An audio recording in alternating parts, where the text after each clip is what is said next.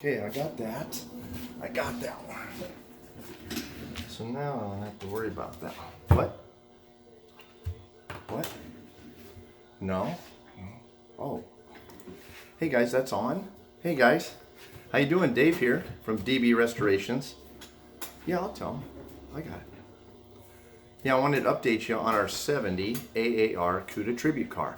Kind of posted it out there, showed the build, kind of asked you guys what you thought we should do to the car. It was an AAR Cuda tribute car, originally started out as a Grand Coupe.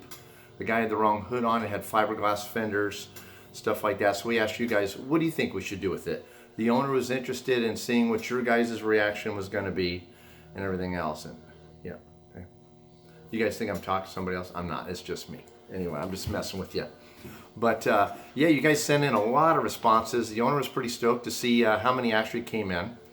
Some of you said, hey, put it back legitly to the 70 AAR Cuda tribute car, which would mean the right hood, put the right exhaust on it, and change that engine over to a 6-barrel. Painted orange, the engine, because it was, I think, Chrysler red, but go ahead and do it Hemi orange, make it all look right. And some of you guys said, hey, put it back to a Grand Coupe. There's not a whole lot of Grand Coupes out there. Everybody's making them into Cudas or making them into tribute cars or AAR cars, and so they're going to the wayside, which was a great point.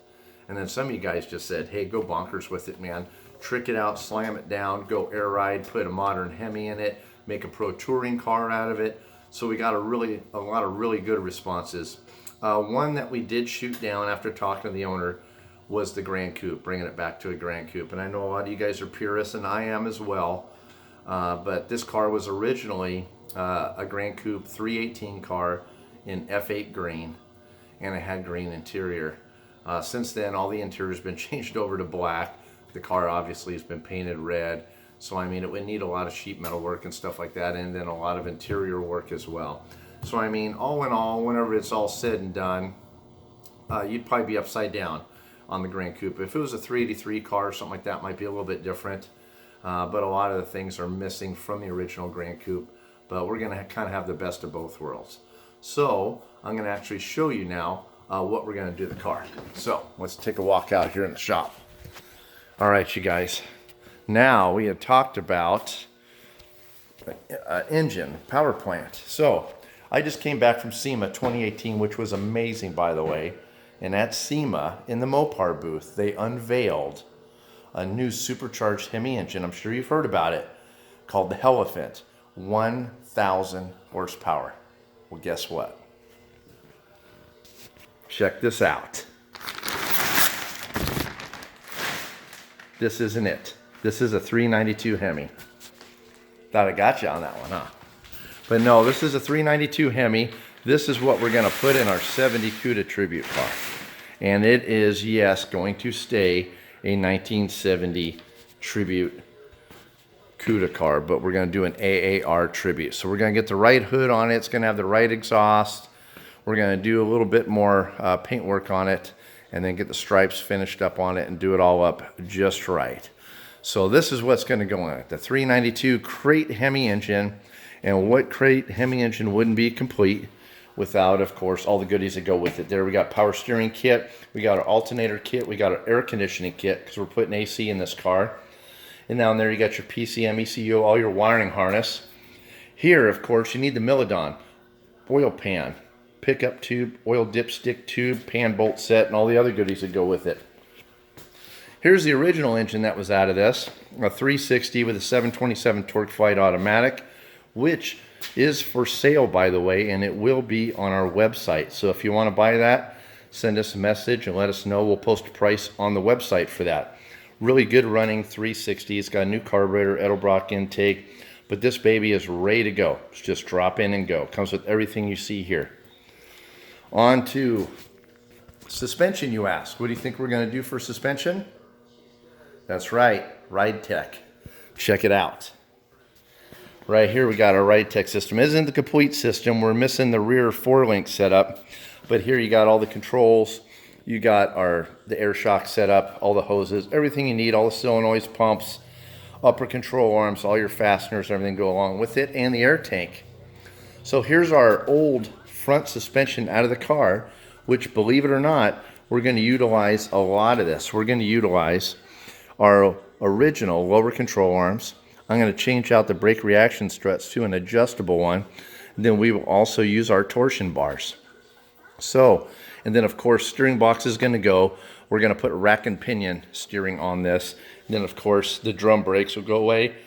And we're going to do 4-piston disc brakes on this. So we're going to run big brakes on it, 4-piston all the way around, all 4 corners. Going to run a little bit bigger rally wheel on this, probably like a 17 or an 18-inch cast aluminum rally wheel that looks fairly original. Though we're not too big, we can still have a taller profile tire, so it'll look fairly OE, but still give us plenty of traction and allow room for those big brakes. So, cool thing about this Ride-Tech suspension is it utilizes the torsion bars. So we'll still keep our lower control arms, our torsion bars. We will put their upper control arms in, and of course their air-type shock. So it's going to be really cool because a lot of the unibodies on these Mopars were set up with a torsion bar with that cross member across that front part of the subframe. That's what allows all your strength right there. So whenever you take away that torsion bar and go strictly off of these shock towers, you really need to reinforce like off the firewall and go down to the frame rail and strengthen that up, or else you're going to get that front end folding whenever you go into a turn for your handling capabilities. So the nice part about this Ride-Tech suspension system is it still utilizes all the strength from the torsion bar and adds their little twist to it, which gives you a better ride height and handling capabilities. So as you can see, I had to do some firewall repair on the 70 Cuda. It had a lot of rust in the cowl area and of course underneath of the dash, so I ended up having to tear out the dashboard and do a lot of repairs on the driver's side up underneath of the cowl. So it had a lot of holes in it, and where if you got water in the cowl of this car, it would basically go right into the floor pan. But it's nice because the car has new floor pans in it, has new rear frame rails, and unfortunately I'm going to have to replace the left front frame rail because, as you can see, this, my friends, is the way not to repair a frame rail. So you can see whoever did this right here, not a good idea. So it's got a little bit of rust here up in the front, but of course it has a nice little rod hole right in the top of the frame rail near the shock tower. And so there was a nice little mouse nest in there. That's going to have to be replaced. So I'm going to replace the entire front frame rail and the shock tower. I got it grinded away, or I'm going to start drilling out spot welds and all that other fun stuff once I get the car placed on the ground where it's not going to move, and get it all plumb bobbed out and marked on the floor.